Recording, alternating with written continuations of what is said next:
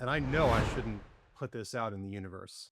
I'm not sure why we haven't seen more ransomware groups adopting this type of of attack lifecycle. So I do know that it's terrifying. Like, I'm not gonna lie, it is terrifying that the barrier for entry is nothing, but it the things will still create anomalous behaviors because they're not the normal behaviors of your user.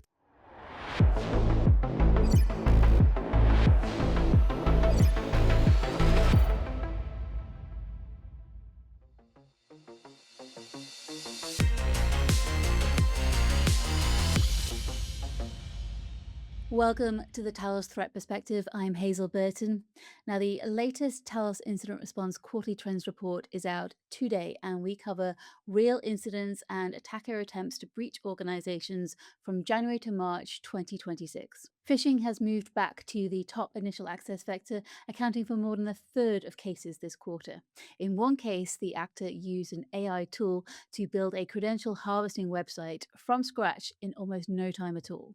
In this episode, we're also going to look at a growing trend where users are being asked to run commands on their own system as part of a fake CAPTCHA check. This quarter also saw the extortion group Crimson Collective take advantage of exposed GitHub access tokens, and then they used legitimate tools to try and identify more credentials. Now, across these incidents, a key trend that we're going to talk about is how quickly these operations are coming together now and how much lower the barrier for entry for attackers is. We're going to talk about what that means for defenders as we go. The first topic we're going to start with is phishing. Now, not only is it back as the top initial access vector, there were some interesting tools and tactics used this past quarter. We saw an actor use an AI based web application development service that advertises itself as come to us, we'll develop your web page, and we'll help you promote it afterwards. No coding required, ships the same day. There is a free plan which makes your cost of your barrier to entry a cost of 0, and your technical barrier of entry almost nothing, because you can just go and say, build me a page that looks like a user authentication page. And the adversary even hosted the website as a subdomain of the platform that they use to develop it. And in, let's just hypothetically say, 5 to 10 minutes, you've got yourself a credential harvesting website that you can put out on the internet. So, phishing pages created with this tool can direct data to a disposable external data source, such as Google Sheets, and then send alerts for new captures via email, all without a single piece of code. So what used to be considered almost a spear phishing type level of social engineering on someone is very rapid now. So you can kind of leverage that AI tooling to scrape, their LinkedIn's and their Facebooks and stuff like that, and their corporate information that's on their own sites. So, with this increased level of personalization when it comes to phishing attacks, what does that mean for the organizations and the people on the receiving end of them? Like anytime you have to log into something, even internally for me, like I always am like, wait a minute, let's go back and look at that email. Let's go back and look at that link. And I know that sounds really basic and crazy, but it's true, especially now.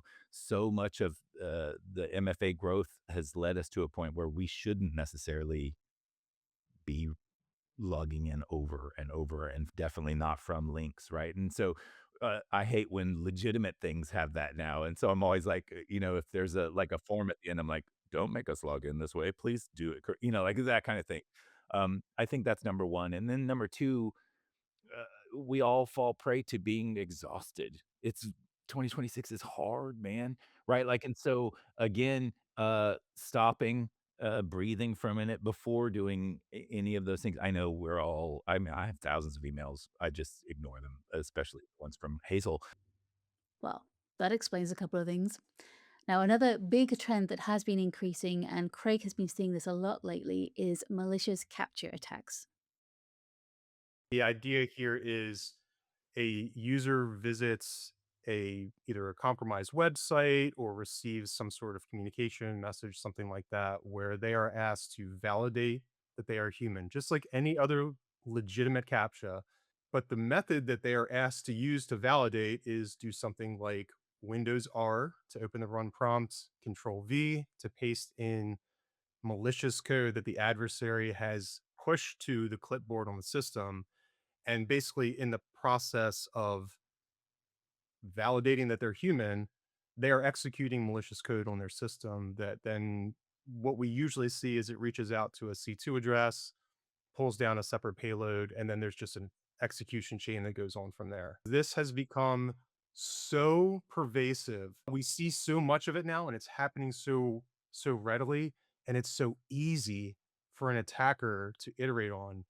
It's becoming a huge thing. So if you're not aware of it already, if you don't have it incorporated as part of your user awareness training program, please do so as soon as possible. So, yes, for attackers, campaigns are becoming easier to build, personalize, and scale. Now, that all seems like pretty bad news, but Bill here has some words of comfort because even though the tools are evolving, that doesn't mean that everything we know as defenders suddenly stops applying. Now, the speed and the avenues of how it's being done is faster, but a lot of what we're seeing are things that still create anomalous behaviors. So one of the things that's really important for SOC administrators and SOC tooling people, and then the analysts themselves, is to remember that at the end of the day, you're still looking for those anomalous behaviors. So the core things that matter: know your environment, know the environment of your customers if you're a multi-SOC kind of MSSP look. Um, Beyond that, it's the things that I think that are really important are understanding what makes that anomalous behavior. So is it a time vector? Is it, hey, this finance person shouldn't be accessing engineering folders and back and forth, right? Like either of those things. I think more so now than ever, baselines become critical for us because you can't just convict a hash of a file that's a legitimate tool that might be used by many other users in the environment. You have to be able to quickly identify, hey, we see this level of outbound traffic flow for the last 30 days, and then suddenly it quadrupled for this one day. What's going on there? So I do know that it's terrifying. Like I'm not gonna lie, it is terrifying that the barrier for entry is nothing, right? Like you really don't need to know a single thing and can leverage enough tooling to get something done um, very quickly, for sure. But it the things will still create anomalous behaviors because they're not the normal behaviors of your user. Now, moving on to a group that don't need any barriers to entry lowering for them. In Q1, Talos attended for the first time an incident involving the Crimson Collective, a cyber extortion group that's been operating for about 6 months. The incident began when a GitHub personal access token was inadvertently published on a public facing website. Upon obtaining access, the Cyber Collective group used Trufflehog, which is a tool commonly used by security professionals to scan thousands of victim GitHub repositories for additional secrets and sensitive information. So this is kind of a mid or upper tier group, honestly, right? Like, so this isn't your low hanging fruit with a unskilled workforce. These people know what they're doing, and they have a lot of skilled people working with them. They leverage that access, like you said, like the ability, help, their ability alone to exploit the pats on the GitHub. So, this is not opportunistic. There is a real method to how this group is operating, and it's yet another example of a growing trend where adversaries are using native platform functionality to blend into normal user activity, and that makes detection a lot harder. In addition to exfiltrating data, the Cyber Collective attempted to inject malicious code into multiple GitHub repositories. Now, this code was designed to harvest any new secrets committed in the future and then send them directly to adversary controlled infrastructure. Thankfully, these attacks were largely thwarted, mainly because of the expiration of the targeted secrets and also good security controls. But it does reflect a growing trend of supply chain and development environment attacks. That discussion was one of the things that I was focused on a lot when we were, preparing for this recording, and I know I shouldn't put this out in the universe. I'm not sure why we haven't seen more ransomware groups adopting this type of of attack lifecycle. Because think about it. Think about the operational overhead of a traditional ransomware attack. You have to set up your infrastructure for C2, and you have to obtain access, either gain it yourself or acquire it. You have to move laterally through the environment. You have to escalate privilege. You've got to have someone develop a locker for you that isn't going to just die on you halfway through the encryption process. You've got to do all of this and hope that you get to the end. When you look at what, I don't want to say more sophisticated, but developing groups like Crimson Collective, Shiny Hunters, when you look at what they're using tools that have already been developed for legitimate purposes. They do still have to acquire scanning infrastructure like VPNs or residential proxies that they're using to conduct the scanning. But then after that, all they're doing is using a tool that somebody else built, finding a leaky API or misconfigured guest, permissions, and then just downloading the data as quickly as they can, and they're on their way. And it's not just a more efficient way of doing things for the actor, it's cheaper to run as well. You're not necessarily paying initial access group or broker for that barrier, and you're not paying, like, say, Shania to do your packing if you don't have good crypto people yourself, right? And so you don't like, there's all these costs down the line that they're avoiding along the way, so they're making their ROI is much higher too, so I'm with Craig all the way here. In cases like this, when we look at defenders and what their focus and priority should be, so much of it comes back to good identity controls.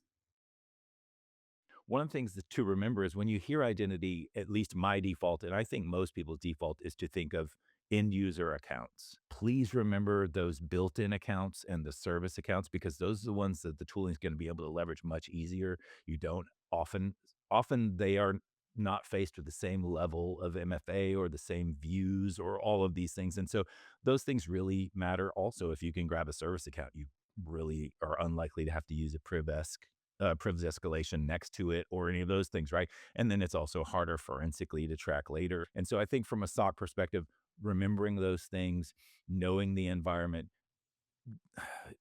talking with your C-level executives about this speed and change so that take the year in review to them and put it in their hands and say, this is real world. Put the IR quarterly every quarter with the year in review in their hands and say, this is why we have to get rid of end of life devices, because this is not it's not an if, it's it's now or a when. If you want to do that, you can find the Talos Incident Response Quarterly Trends on blog.talosintelligence.com, and I'll put a direct link for you in the description of this video. Thank you so much for watching this episode of the Talos Threat Perspective. If you found it useful, go ahead and subscribe to the Talos YouTube channel to get notified when a new episode drops. Take care.